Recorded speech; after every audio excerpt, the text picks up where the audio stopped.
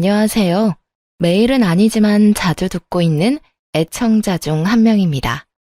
날씨가 덥더니 어느새 가을이 와서 하늘이 너무 예쁜 요즘이죠. 하늘 보셨어요? 올려다보는 하늘과 높은 곳에서 보는 하늘은 느낌 자체가 다르더라고요. 날이 좋아 가족들과 등산을 하러 갔는데 올라가는 건 힘들었지만 정상에 서니 그 해방감이 이루 말할 수가 없었습니다. 그러면서 제가 살아온 지난 날들이 떠올랐어요. 누구에게나 각자만의 힘듦이 있고 사연이 있는 거지만 사람 마음 변하는 건 한순간이더군요. 물론 저도 잘했다고는 할 수 없겠죠. 사람 말은 양쪽 이야기를 다 들어봐야 한다고 하잖아요. 그러니 변호사도 있고 검사도 있는 거고요. 판결을 받고 싶다는 건 아니고 이미 다 지난 일인데 저같이 살아온 또 다른 선택의 기로에 서 계시는 분이 계시다면 같이 들어주시고 공감해 주시면 좋겠습니다. 산을 오르는 것 같았던 제 삶에 대해 이제는 말해도 되겠죠? 제 인생이 그랬어요. 늘 오르막을 오르는 것 같았죠. 그렇다고 막 힘들게 살았던 건 아니었습니다. 저는 이남 일녀 막내로 태어나 유복한 환경은 아니지만 막내 고명딸로 사랑받고 컸습니다. 나이 터울이 좀 있다 보니 오빠들도 부모님도 많이 아껴주셨고요.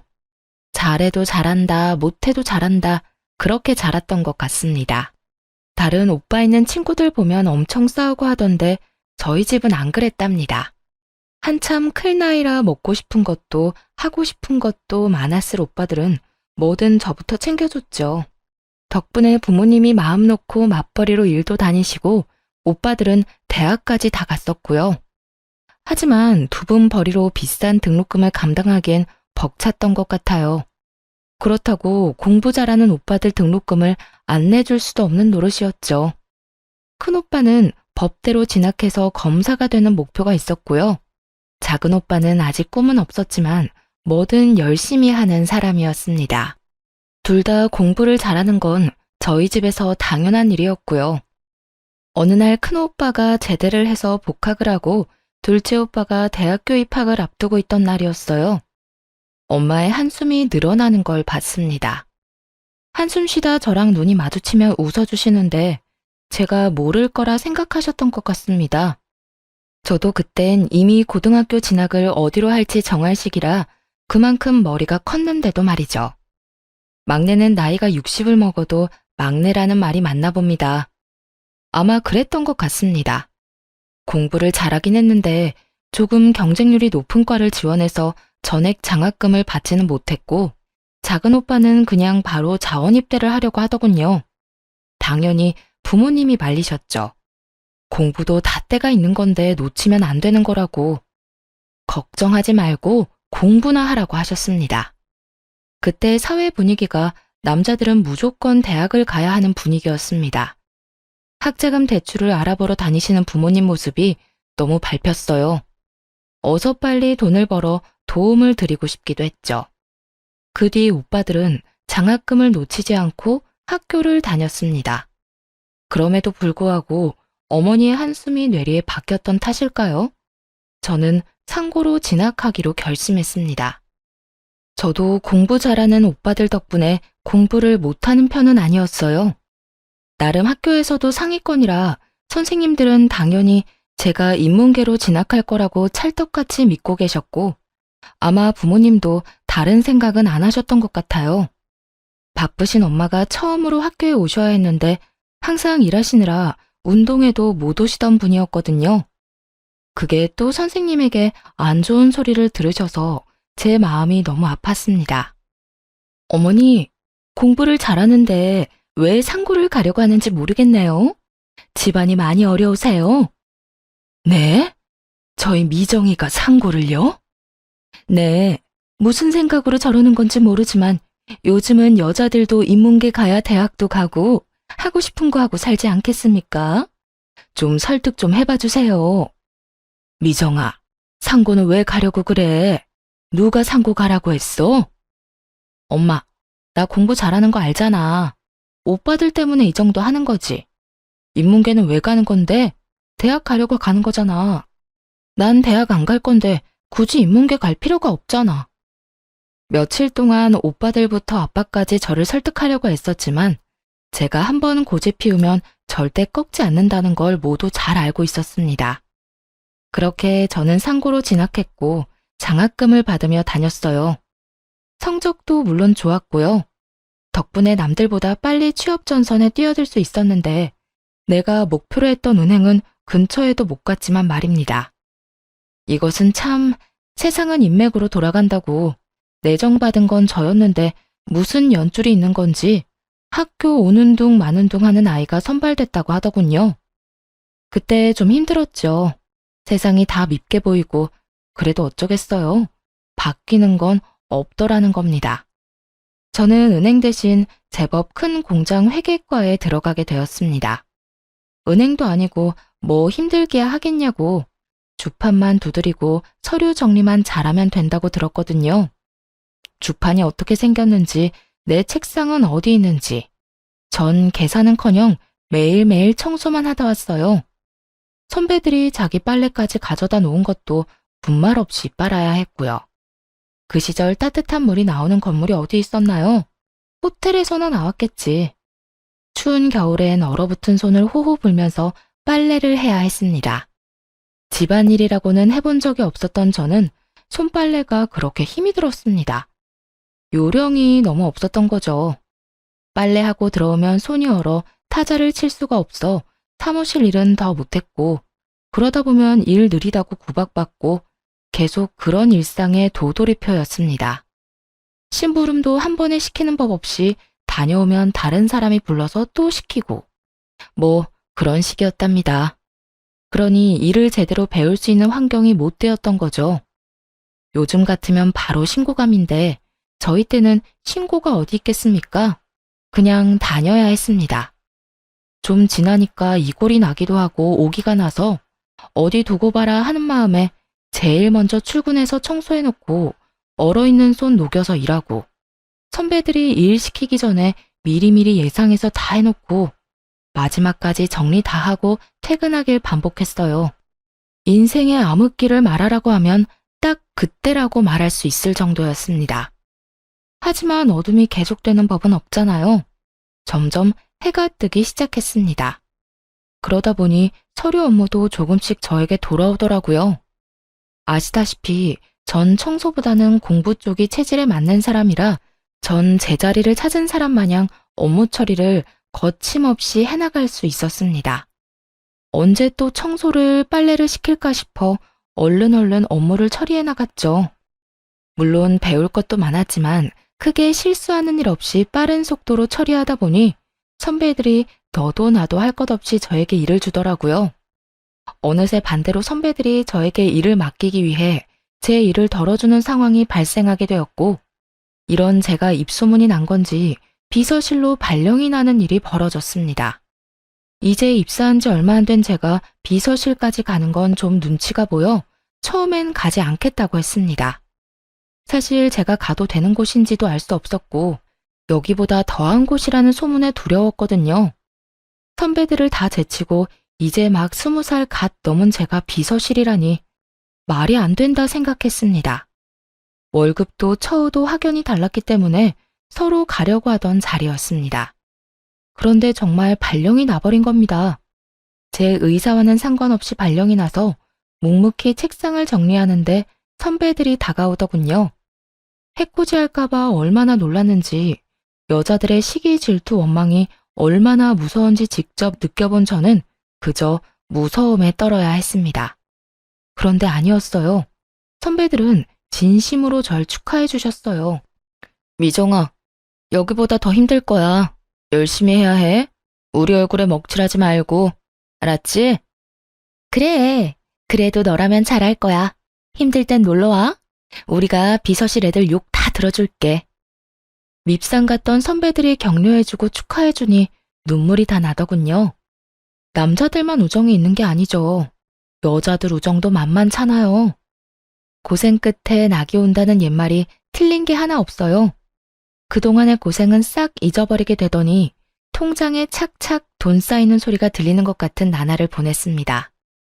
중간중간 군대 갔다 온 오빠들 몰래 등록금이나 생활비를 보내주고도 돈 쓸 데가 없던 저는 제법 돈을 모을 수 있었어요. 그쯤 되니 저도 공부를 하고 싶어졌습니다. 어릴 땐 돈만 벌면 된다 싶었는데 사회생활을 하다 보니 그건 또 아니더라고요.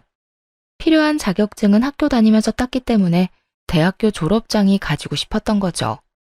이곳도 충분히 좋은 곳이었지만 여러 사람들을 만나고 사회생활을 하면서 선배들의 조언도 좀 들리게 되고요. 여자도 좋은 대학 나와야 해. 좋은 대학 아니라도 대학은 나와야 해. 그래야 대접받아. 봐봐, 김대리하고 나하고 입사 동기인데 그때 월급 차이가 얼마나 났는지 알아? 살기 싫더라고. 김대리 타자도 한글 문서 작업도 못하던 놈이란 말이야. 일은 내가 더 많이 하는데. 선배의 말에 역시 대학을 다녀야겠다고 생각했지만 일하면서 공부를 병행하는 건 무척 어려웠습니다. 졸업한 지도 좀 되었으니 기억나는 것도 없었고요. 그래도 직장인들을 받아주는 야간 대학이 있다는 것을 알고 등록을 하고 학교를 다니기 시작했답니다. 그쯤 큰오빠는 사법고시를 패스했고 회사를 다니다가 무슨 시험 준비를 한다던 작은오빠까지 공무원 시험에 합격해 집안의 경사가 계속 이어졌습니다. 동네 플랜카드도 제가 걸어주었습니다. 모두에게 우리 오빠들이 이만큼 잘났다고 자랑하고 싶었죠. 그걸 보며 부모님이 웃으시는 걸 보자 제 마음이 다 편해지더군요. 뭔가 다 이룬 느낌까지 들었습니다. 정작 저 스스로는 이뤄놓은 게 하나 없었는데 말이죠. 그날을 계기로 전 홀가분한 기분으로 다시 직장과 공부를 병행하며 즐거운 나날을 보냈습니다. 가끔 부모님 용돈 드리는 거 외엔 저는 계속 저금을 했어요. 투자 이런 것도 잘 몰라 그냥 무작정 이율 좋은 은행 찾아 적금 넣는 식으로 돈을 모았습니다. 그러다 야간 대학에서 저처럼 뒤늦게 대학 졸업장을 따기 위해 온 남편을 만나 연애라는 걸 하게 되었습니다. 사는 게 바빠 관심 가질 여유가 없어 해본 적 없는 연애를 나이가 제법 차서 하니 모든 게 다 설레고 마냥 좋았죠. 남편도 무슨 사정인 건지 주머니 사정이 좋아 보이지는 않았고 저는 그런 거 신경 쓰지 않았습니다. 야간 대학에서 만났다는 공통점 하나만으로 충분했거든요. 저희는 날이 좋을 때는 공원 데이트, 추울 땐 따뜻한 오뎅 먹어가며 두 손 꼭 잡고 데이트를 즐겼답니다. 그러다 추우면 버스를 탔고요.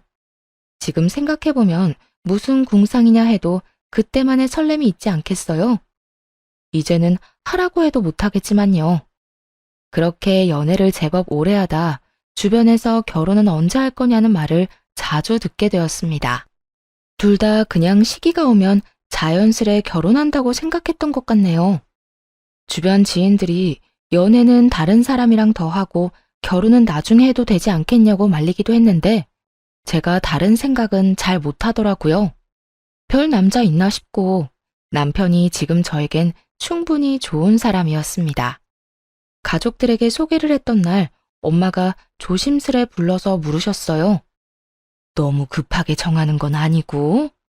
너 남자 처음 만나서 바로 결혼하는 거 엄마는 좀 별론데 너 선자리도 좀 들어오고 있어. 천천히 연애만 해보는 건 어떠니? 엄마, 내가 이 사람보다 더 좋은 사람을 어디서 만나겠어요? 아니, 네가 어디가 부족해서 그래. 저렇게 짱짱한 오빠가 둘이나 있는데 기죽을 일 없지. 너 회사에서도 능력 인정받고. 그때 엄마도 속물이구나. 약간 실망했어요. 또 오빠들이 잘 나가는 거지 내가 잘 나가는 게 아닌데 그걸 남편과 비교하니 화도 좀 났죠. 당장 제가 시집을 간다고 해도 저희 집 재정 상태가 좋은 건 아니라 해줄 수 있는 것도 없었고요. 저도 받을 생각도 없었지만 이제 막 사회생활하기 시작한 오빠들에게 무슨 돈이 있겠어요? 또 오빠 공부 뒷바라지에 부모님이 가진 것도 뻔히 제가 다 아는데 못된 말로 엄마 속을 좀 후벼 파고 남편과의 결혼을 추진했습니다. 엄마, 나 냉장고라도 하나 사줄 수 있어? 없잖아. 그냥 내가 알아서 갈 테니까 반대만 하지 말아줘. 양가 집안의 양해를 구하고 혼수 예물 아무것도 하지 않았습니다. 그래도 너무 빈손인 건 정말 아닌 것 같아 시부모님 옷 한 벌씩은 해드리라고 남편에게 봉투를 주긴 했습니다. 그게 많이 부족하다고 생각하신 건지 시부모님 얼굴이 썩 나를 반기지는 않으셨어요. 살면서 잘해드리면 되지 싶어 저는 크게 신경 쓰지 않기로 했습니다. 형편에 맞게 살아야 한다는 게 제 생각이었고 남편도 이해해주던 부분이었거든요. 제가 모았던 돈에 신랑 돈 보태서 작은 원룸에서 신혼생활을 시작했습니다. 신랑이 제 말에 잘 따라주는 편이었기 때문에 월급의 70%는 적금을 넣었고 혼자 벌다 둘이서 모으기 시작하니 생각보다 돈이 빨리 불어났습니다. 그런데 고지를 코앞에 두고 저희에게 아이가 생겼어요. 너무 예쁘고 사랑스러워 일 같은 건 생각도 나지 않더라고요. 지금을 놓치면 아이 크는 걸 못 볼 것 같다는 생각에 저는 저축을 조금 미루기로 했습니다. 집에서 아이를 돌보는 게 제 일이라 생각했고 그래서 일을 그만둔 거였죠. 저희 부모님도 소소하게 일을 하고 계셨고 시부모님들도 마찬가지셨어요. 아이를 봐줄 사람이 없었기 때문에 차선책이 없기도 했습니다. 아이가 생기니 저의 집에 대한 열망은 더 커졌어요. 아이가 크면 자기 방은 하나 줘야 하지 않겠나 하는 마음에 더 악착같이 아끼며 어떻게 보면 궁상맞게 살았던 것도 같습니다. 저는 옷이 계절별로 2벌이면 좋겠고요. 옷을 언제 사본지 기억나지 않을 정도였죠.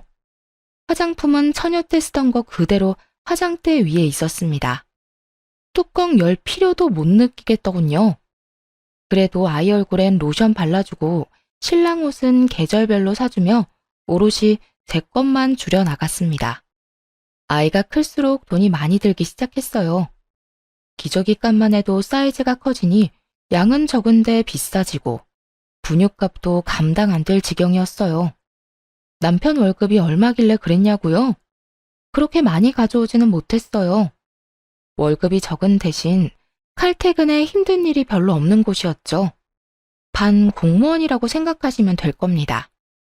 여튼 둘이 벌다 혼자 벌게 되고 입은 셋이 됐는데 저축은 그대로 해야 하고 남편을 조금 못 살게 굴었던 것도 같습니다.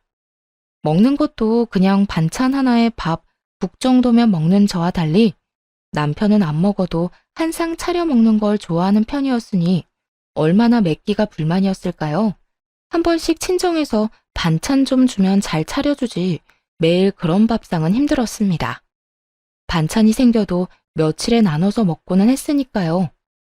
당연히 남편도 이해해준다고 생각했어요. 그래도 다른 건 남들 못지않게 신경 써주고 있다고 자부했으니까요. 그런데 어느 날부터 남편이 안 하던 반찬 투정도 하고 짜증을 입에 달기 시작했습니다. 안 그러던 사람이 그래서 외벌이라 힘든 거지 하고 이해하고 넘어갔습니다. 확 변하면 눈치라도 챌 수 있었을 텐데 차츰 변하는 걸 알아채기엔 저도 아이를 키우느라 정신이 너무 없었네요. 그냥 단순히 남편이 밖에서 힘든 만큼 더 아끼고 아이를 잘 키워야지 하는 생각밖에 하지 않았죠. 그러다 드디어 제일 큰 금액이 든 적금 만기일이 다가왔습니다. 저는 미리 집을 보러 다녔어요. 집이라는 게 발품도 팔아야 같은 값이라 해도 더 좋은 집을 구한다고 동네 부동산 사장님이 그러셨거든요. 세대, 여기 슈퍼 건너편 2층 벽돌집 알지? 거기가 지금 급매로 나왔어. 나쁜 일로 나온 게 아니라 이민을 간다고 빨리 처분해달라더라고. 생각 있으면 보러 와. 여러 군데 집을 보러 다니다가 괜찮은 집이 급매로 나왔다는 연락을 받고 보러 갔더니 정말 마음에 딱 드는 그런 집이었습니다. 그 집을 보는 순간 저는 이미 머릿속으로 인테리어도 끝내고 이사날을 언제로 하면 될까 생각 중이었다니까요. 저녁에 남편이 오기만을 기다렸다가 집 이야기를 꺼내자 남편 반응이 좋지 않았습니다. 집? 집을 꼭 지금 사야 해? 지금 부동산 분위기도 안 좋은데 더 기다렸다가 사도 괜찮지 않을까? 그럼 언제 사? 적금 만기됐고 대출 조금만 받으면 살 수 있는데 금매로 나온 거라 금방 나갈 거란 말이야. 이 가격에 그 집 못 산다고. 됐어. 집은 다음에 사. 부부 회의는 결렬되고 말았습니다. 저희는 싸움 아닌 싸움을 했고 남편은 그 길로 나가더니 들어오지 않았고요. 저는 남편은 차차 설득하면 된다고 생각하고 일단 계약금을 걸기 위해 은행을 찾아갔습니다. 그런데 이게 무슨 일인가요? 만기 통장에서 찾을 수 있는 돈은 없었습니다. 대체 무슨 일이 일어난 건지 처음엔 도통 알 수 없었습니다. 내 명의 통장을 누가 건드릴 수 있다는 말인지, 요즘은 신원 확인도 잘해서 본인 아니면 통장 거래도 안 된다고 알고 있었는데 말이죠. 사모님, 2달 전에 온라인으로 해지 신청하시고 인터넷 뱅킹으로 이체하신 이력이 있으십니다. 모바일 OTP도 받으셨네요. 휴대폰 한번 보세요. 대체 누가 내 휴대폰에 은행 어플을 깔아 해지를 하고 이체를 했다는 건지 멍청하게 그때까지도 전 남편을 의심하지 않았습니다. 그냥 어떻게 그게 가능하지? 라고 바보 같은 생각만 했죠. 저기 이체된 계좌주 명이 땡땡땡입니다. 바로 남편이었죠. 하늘이 무너지는 것 같았습니다. 돈을 떠나서 믿었던 사람에게 배신당한 느낌에 정신을 차릴 수가 없었습니다. 남편은 내가 모를 거라 생각했던 걸까, 내가 그렇게 바보 같았나 싶었습니다. 몰라서 안 한 게 아니라 돈 거래를 할 일이 없어 인터넷 뱅킹도 일부러 깔아두지 않았는데 이게 독이 될 줄이야 누가 알았겠어요. 은행에서 돌아오는 길이 천리말리길 같았습니다. 유치원을 다녀온 아이를 보자 덜컥 눈물부터 나더군요. 자기 방에다 예쁜 침대하고 책상을 갖고 싶어 했는데 엄마가 금방 해줄게, 조금만 기다려 라는 말에 너무 기뻐하던 아이였는데, 아이를 안고 울고 있는데 남편이 들어왔습니다. 저희는 처음으로 아이 앞에서 부부싸움을 했어요. 눈에 불덩이라도 떨어진 건지 아무 생각도 안 나더군요. 당신, 얘기 좀 해. 오늘 적금 찾으러 갔다 왔어. 근데 돈이 없더라? 나 빈 통장만 들고 되돌아왔다고. 1,000만 원도 아니고 억 단위 돈을 어디다 썼어? 왜 말도 없이 뺀 거야? 걱정하지 마. 투자 좀 했어. 당신 창기 알지? 그 친구 사업 대박 나서 이번에 확장하는 건데 거기 투자한 거야. 곧 100배로 불려줄게. 더 크고 좋은 집으로 이사 가자. 알겠지? 100배라는 말을 믿을 수 있어? 그러다 잘못되면 투자 아무나 하는 거 아니야. 아무나? 내가 아무나야? 막말로 그 돈 내 월급도 들어갔잖아. 공동재산인데 내가 쓰면 안 되는 거야? 그 말이 아니고 상의를 먼저 하고 했어야지. 그렇게 마음대로 써버리면 그러다 잘못되면 나한테 뭐라고 하려고 그랬던 건데? 잘못될 일 없어. 창기가 그럴 일 없다고 했어. 확실하다고 했다고. 당신이 집에서 살림만 해서 사회 돌아가는 걸 몰라서 그래. 신재생 에너지가 뭔지는 알아? 모르잖아. 모르면 그냥 가만히 있어. 초조한 나날을 보내다 결국 사단이 나고야 말았습니다. 남편은 공황장애가 온 사람처럼 불안해하며 이상한 증상을 보이더니 회사도 가지 않는 것 같았습니다. 그러다 어느 날 통화를 하더니 욕을 하고는 폰을 집어 던지더군요. 느낌이 왔죠. 아, 잘못됐구나. 100배 넘는 수익이라니요. 그건 다단계였습니다. 처음엔 수익이 통장에 짱짱하게 찍혀 사람 속이기 딱 좋죠. 그걸 보고 창기라는 남편 친구가 속아서 시작을 하고 친구를 찰떡같이 믿은 남편은 제대로 알아보지도 않고 투자를 한 거였죠. 공중에서 돈다발이라도 뿌려봤으면 덜 억울했을지도 모릅니다. 한참 오르막을 오르다 정상에 다 왔다 했더니 더 가파른 길이 나타난 겁니다. 아니, 절벽이 나타난 거죠. 남편은 몇 날 며칠 술만 마셨어요. 저러다 급성 간경화로 죽는 건 아닐까 걱정될 정도였습니다. 미우나 고우나 제 남편 아니겠어요? 저는 다시 시작한다는 기분으로 남편을 다독였어요. 다시는 이러지 마. 사라진 돈, 그냥 없었던 돈이라 생각하고 다시 모으자. 그러니 정신 좀 차리고 당분간 집에서 좀 쉬어. 남편도 면목이 없었던 건지 조용히 받아들이더군요. 이미 회사에서도 잘린 상태였고 일할 의지도 없어 보여 제가 일자리를 알아볼 수밖에 없었습니다. 돈복은 없어도 일복은 있는지 마침 연락해본 직장 선배에게서 자리가 났다는 소식을 듣게 되었죠. 몇 년의 공백이 있었지만 저를 기억하고 있는 분들은 많았어요. 복귀한다고 하니 반겨주셔서 너무 감사했습니다. 그렇게 저는 남편 대신 한 가정의 가장이 되는 길을 택했어요. 남편이 그렇게 되기 전만 해도 성실히 일해온 건 분명한 사실이니까요. 남편에게도 휴가를 주는 거였죠. 그런데 남편은 저에게 받는 용돈이 아무래도 부족했던 건지 저 몰래 오빠들을 찾아가거나 친정엄마를 찾아가서 손을 벌리는 한심한 사람이 되어버렸습니다. 하지만 모른 척 기다렸어요. 전 아이 아빠를 믿었거든요. 다시 일어설 거라고. 외벌이는 힘들었지만 역시 직장 생활은 저의 삶에 활기를 불러일으켜 주었습니다.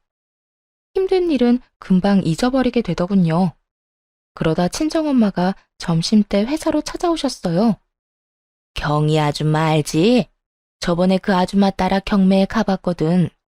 다들 하나씩 적어내길래 그냥 한번 적어냈는데 내가 낙찰받았지 뭐냐? 무려 서울에 있는 50평대 아파트였습니다. 무슨 사연으로 경매에 나온 건지 모르지만 엄마가 낙찰받은 가격도 그렇게 낮은 금액도 아니었죠.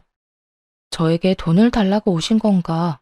드릴 돈이 없는데 괜한 걱정부터 들었습니다. 저희 집이 이렇게 된 걸 엄마는 모르셨거든요. 엄마가 돈이 어디 있어서. 응, 네 오빠들도 일하니까 돈 금방 모이더라.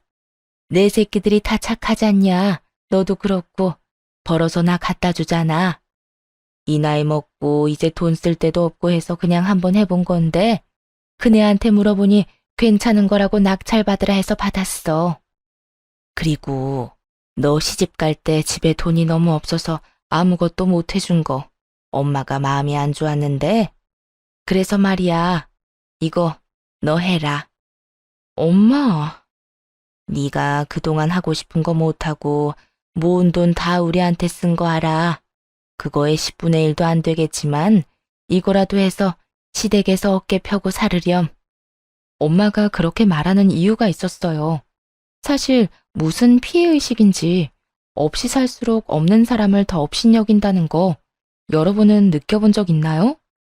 전 우리 남편 집을 보면서 그걸 딱 느꼈습니다.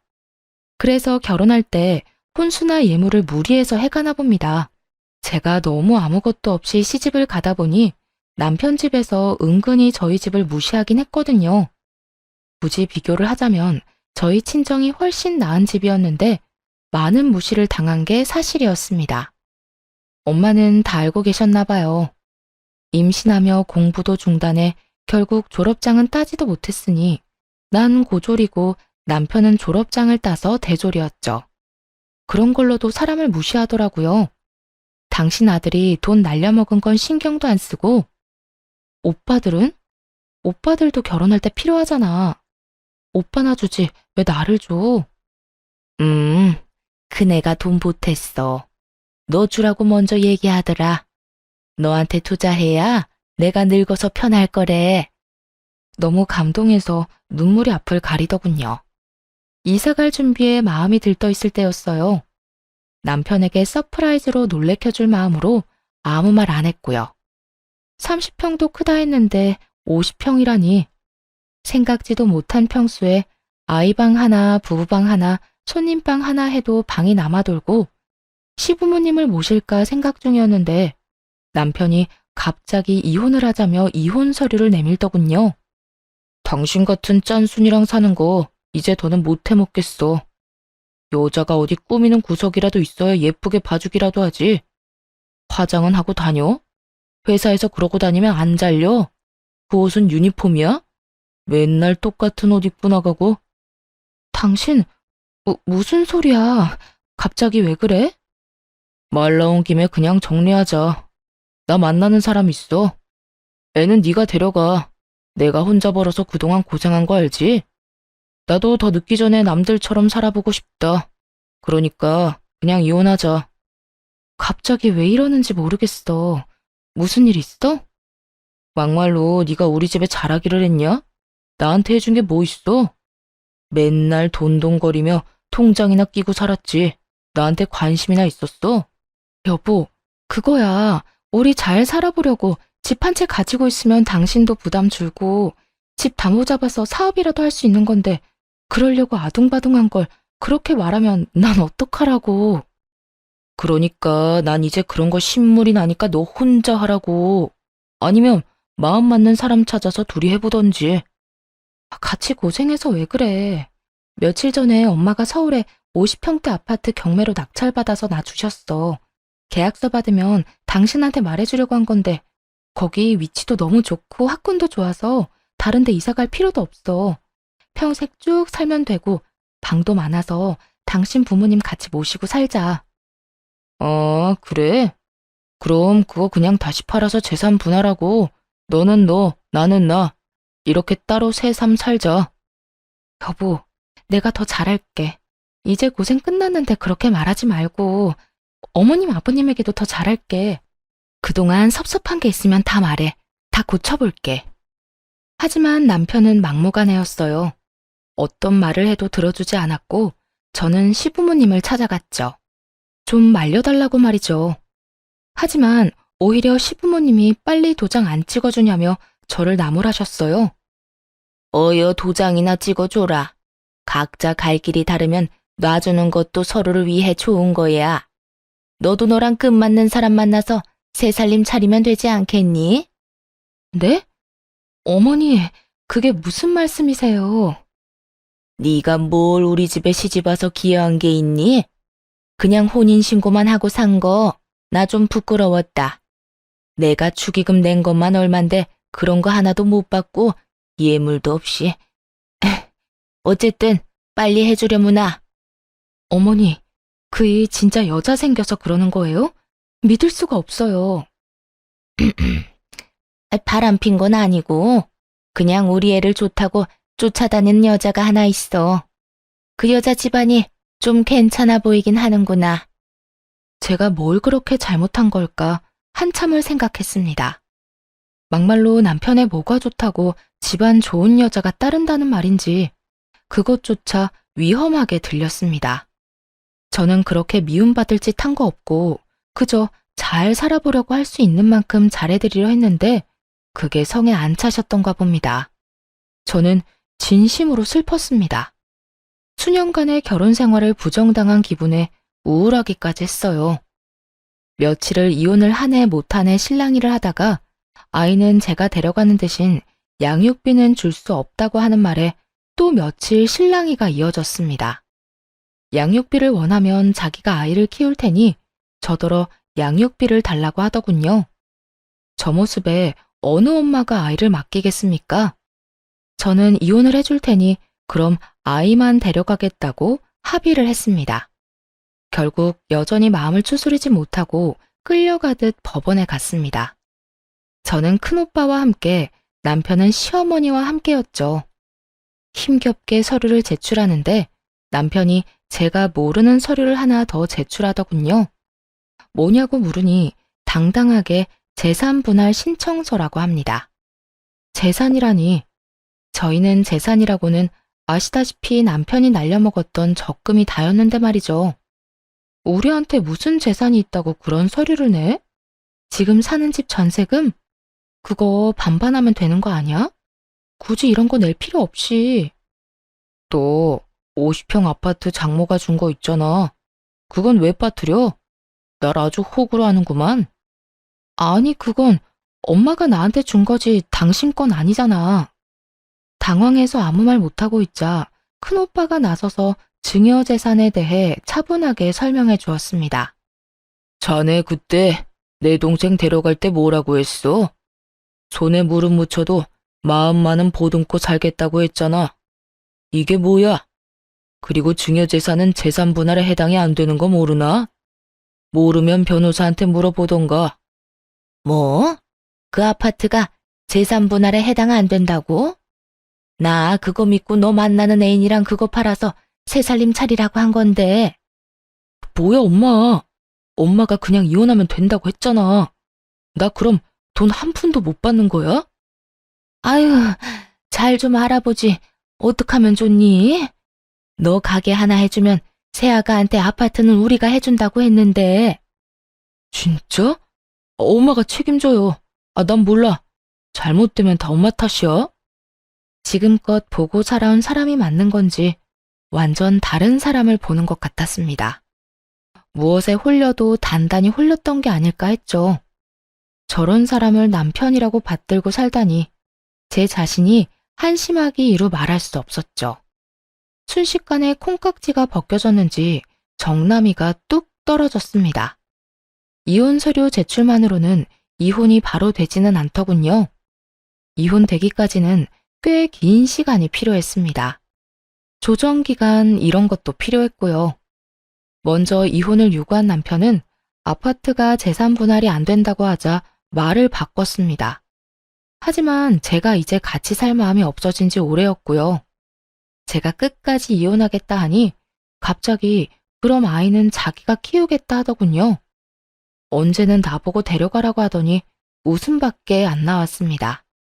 결국 큰오빠의 도움으로 양육권도 제가 받아오고 양육비도 매달 50만 원씩 보내주는 걸로 이혼은 정리가 되었습니다.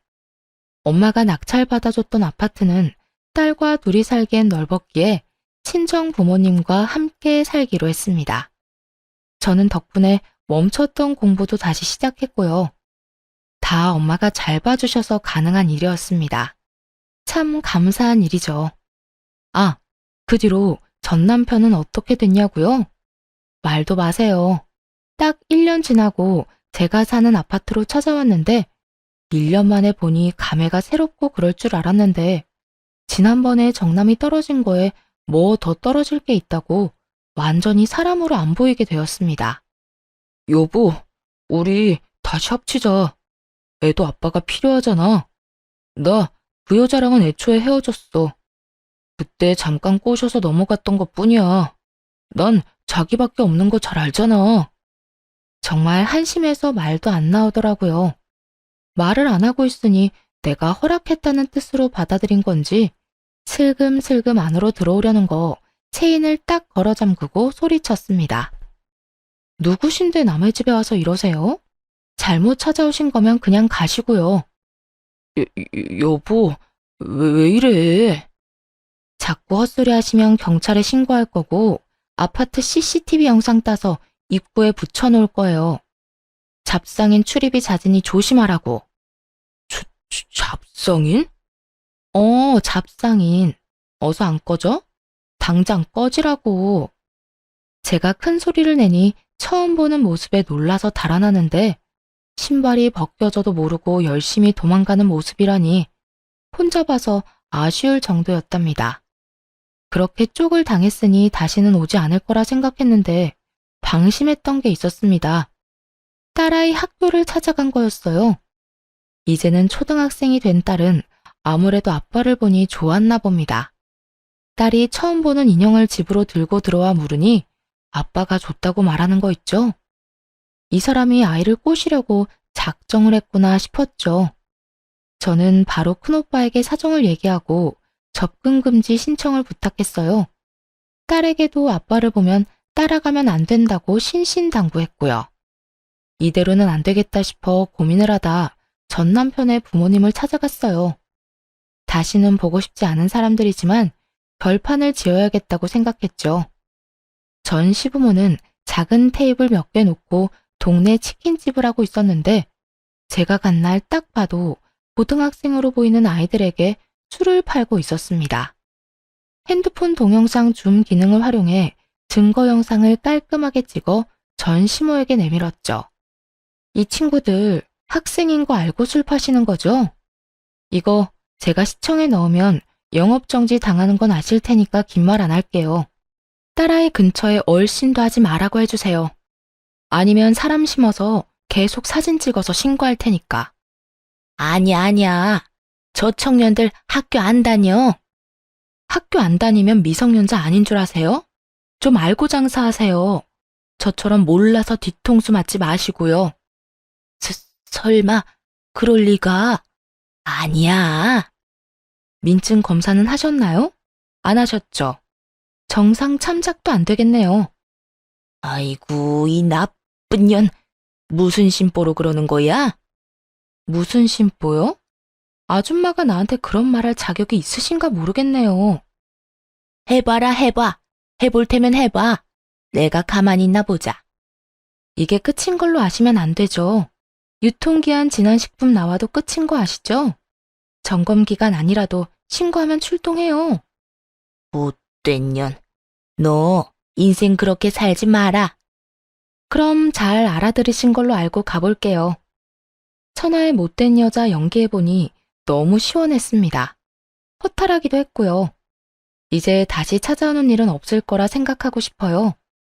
다음날 모르는 번호로 연락이 왔습니다. 바로 전 남편이었습니다. 만나자고 하는 걸 싫다고 하니 그럼 전화통화 잠깐만 하자고 해서 그러자 했더니 구구절절 사연을 읊더군요. 전 귓등으로도 듣지 않았어요.